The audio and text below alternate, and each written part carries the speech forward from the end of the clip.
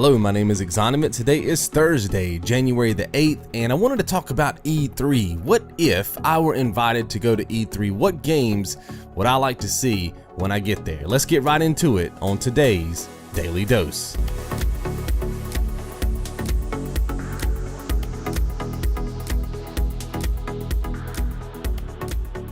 So this question was actually asked to me a couple of days ago by Renee, so thanks for asking the question.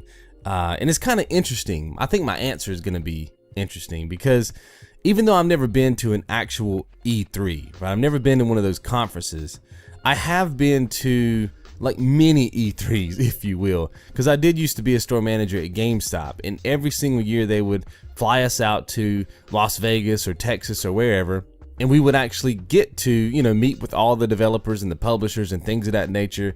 They would have these big expo rooms, and it was just like E3, except it was just for the 5,000 or so store managers at GameStop.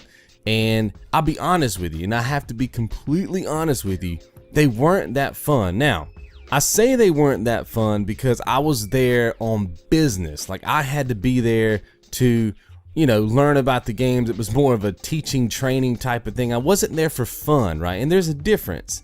So to answer your question, we have to first establish, why would I be going there, right? If someone were to invite me to go to E3, but I had to report on the games and, it was a job and I had to get up at certain times and be in certain rooms and report back to somebody or write on a blog or something like that. If there was some stipulation on the back end of things, right, that I had to fulfill, I don't think I would go. I really don't think I would go because your time spent there is so clouded by the thought of having to work. And it does suck the very life out of the enjoyment that you would get when you go to these conferences. Trust me, I've been to, I think, 6 or 7 of them. I want to say 6 of them. And I dreaded every single one of them. But like I said, it was there because I was on business. Now, if I could go to one of these conferences on my own timetable, right? Meaning I didn't have to report back to anybody. I could just go up there and have some fun, play the games, meet everybody, then abso-freaking-lutely, son, right? You couldn't get me on a plane fast enough, and I don't even like to fly. I hate flying, but I would totally get on a plane, especially if somebody paid for my ticket. What?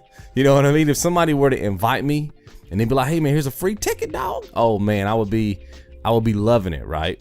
So I just wanted to make that distinction first, right? When you go to these type of conferences, man, I'm telling you, if you're there on business, it's not, I can only imagine, because I watched Rev 3 Games coverage, I think it was a year or two ago.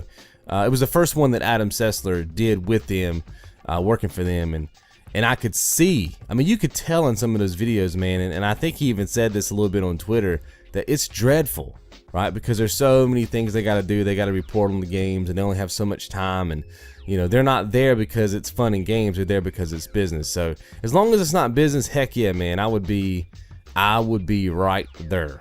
Now, the second part of your question is, if I were able to go, what games would I want to see? And that's a very simple answer. I would want to see the games that I was most concerned about. You see what I'm saying? I'd want to see the games that had the most question marks for me in my brain. A game like Uncharted 4, believe it or not, I would not want to see that game.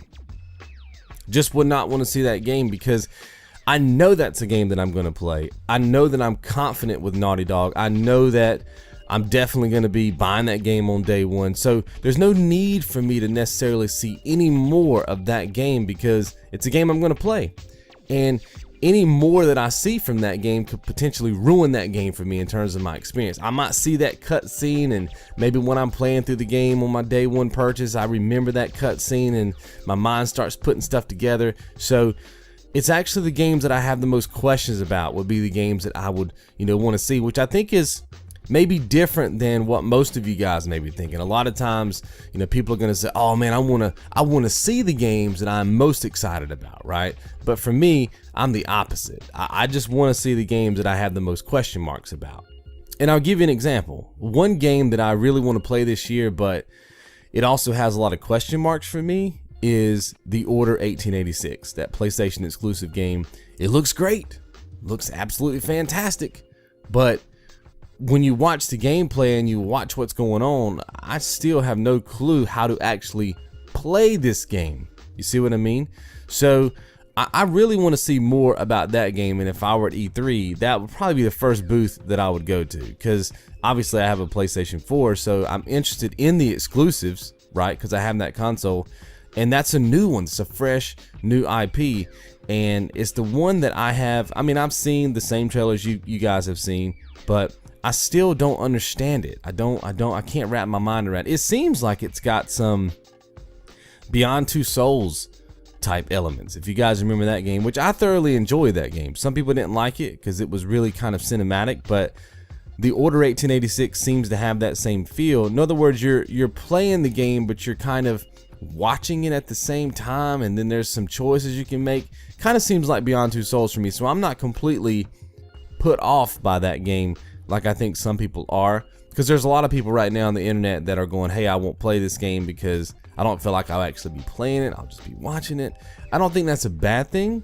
It's just all in how they pull it off, because I really enjoyed Beyond Two Souls. Thoroughly enjoyed it. I covered that game on the channel 100%. I loved it so much.